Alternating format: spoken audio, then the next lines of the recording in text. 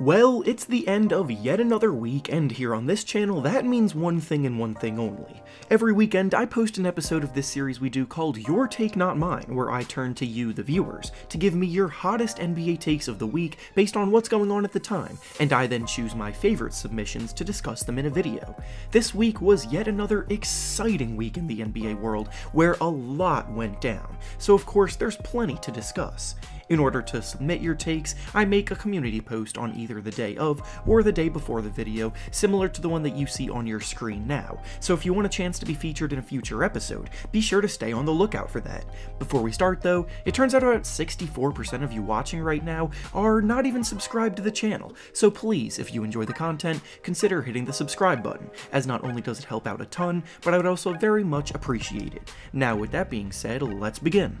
The first take we'll be discussing comes to us from Charlie, and he says that the Bucks are actually the team that should be the favorite to come out of the Eastern Conference in the finals this year. So as of late, the Bucks have been playing some of their best basketball, and with everyone healthy, they're obviously clicking at the right time as the playoffs are right around the corner. They just had a doubleheader against the Nets, where they played each other 2 games in a row, and the Bucks came away victorious in both outings, obviously doing their best to make a statement. The Bucks are currently in 3rd place in the Eastern Conference standings, behind the Nets and 76ers, but they have a winning record against both of those teams this season, and all of this that I've discussed is obviously why there are a ton of people that would agree with this take that we're now discussing. But there is some key context missing here. In every matchup against the Nets, they were missing at least one of their superstars,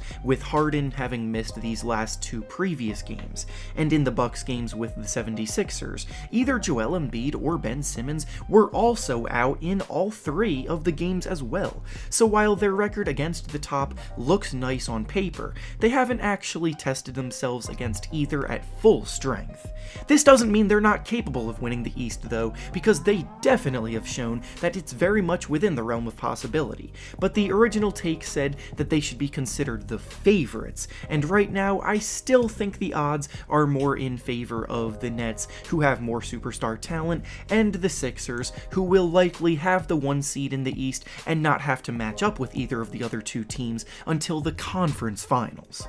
The next take we'll be discussing comes to us from Tyler, and he says that the Clippers have become the most underrated team in the league this year because of what happened to them in last year's playoffs. This has been a constant topic of discussion all year long, but with the playoffs quickly approaching, they will finally have a chance to redeem themselves. This is obviously referencing when they blew a 3-1 series lead to the Denver Nuggets in the 2nd round of last year's playoffs, and admittedly, that is something that will get you clowned for a while, but I do wholeheartedly agree that the Clippers are way overlooked, more so than they should be right now. They currently sit behind the Jazz and the Suns for 3rd place in the West right now, and there are so many factors that could honestly point to them being the favorites in the West right now. Both the Suns and the Jazz are relative newcomers to the world of being legitimate contenders, and that inexperience could hurt in big moments.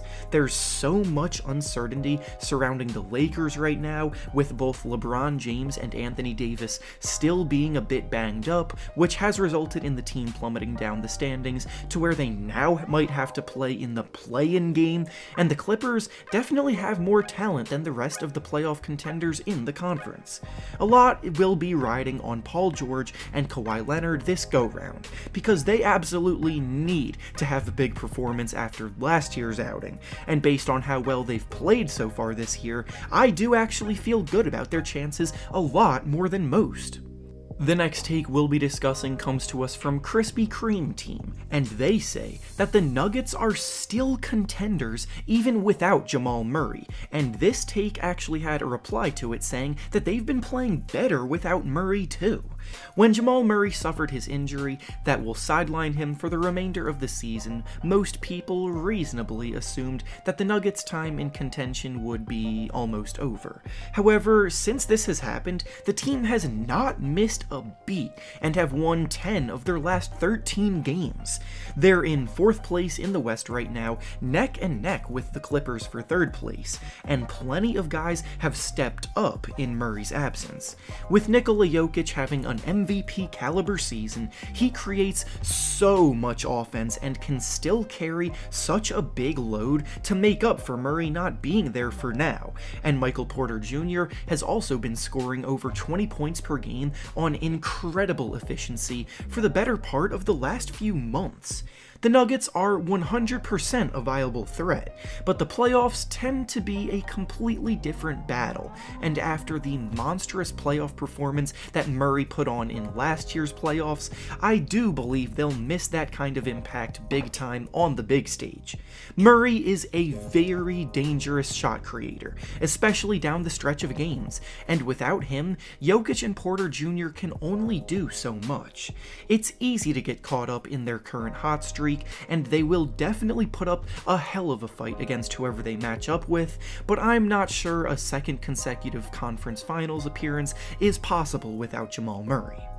And finally, the last take we'll be discussing today comes to us from the Mix channel, and they say that the Knicks actually won the Kristaps Porzingis trade in hindsight because of all of the transactions that followed suit. It may seem like a bit of a stretch to include a free agent signing in Randle as part of this trade, but admittedly, trading away Porzingis is what allowed them to do that in the first place, so I guess it makes sense. However, even without including Randle in the equation, the Knicks did still come away very well after that trade, so I do mostly agree with this. They got a bunch of veterans that they allowed to either expire or trade away for other useful assets, including Derrick Rose as previously mentioned, and they also got 2 first-round picks in the trade. Kristaps Porzingis has not been able to get back to his prior form ever since the injury that he suffered, and staying healthy has been another big problem for him since then as well. He struggles more defensively than he used to. Offensively, he's more relegated to being used as a floor spacer instead of an all-around scorer, and his mobility has taken an obvious hit. Now the Knicks are stout on defense with flexibility for the future, and honestly, it wouldn't have been possible without trading away Kristaps Porzingis. And with that being said, that's all I have for you today. Make sure to like the video, subscribe to the channel, and comment down below what you think about the takes we discussed. Thanks for watching, and I'll see you all next time.